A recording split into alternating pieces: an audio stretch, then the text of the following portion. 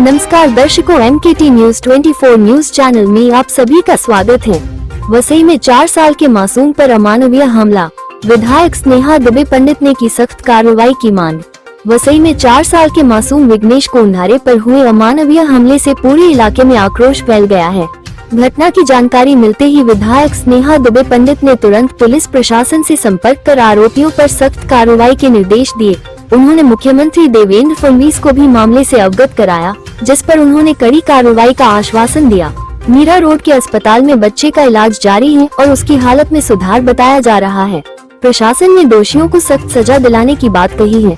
तो आइए एक नजर डालते हैं इस खास खबर पर।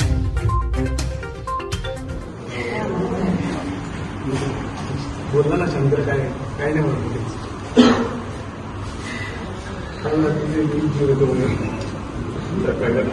छोटं बाळा काही कळत नव्हतं त्याला.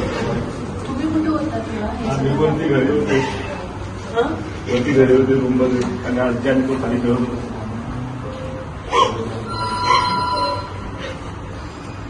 किती वाजता पण फोन करू नाही तो इतकं भयानक आहे ते काय आपलं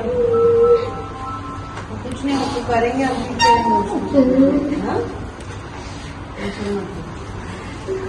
तुम्ही काय जेव्हा मला वाटतं थोड़ा सा धीर ठेवा तर आपण करू बरं. जे काय करावं सीएम साहेब सुद्धा इथं बोलत राजीनामा करतील. त्यांनी काल सगळ्यांशी बोलणं केलं.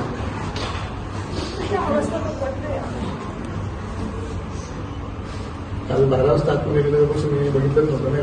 काल 12 वाजता गेला आतमध्ये गेलो ना त्यांनी बघितलंच नाही दोघांनी. ते दोघं टेन्शन काल आतमध्ये काल 12 नंतर त्यांना सोडलं ना आतमध्ये. आत्तावरती पाहिलं. सर्जरी वगैरे झाली आहे का? डॉक्टर आहेत जरा बोलू नका. आधी डॉक्टरांना भेटलं पेशंट घ्या.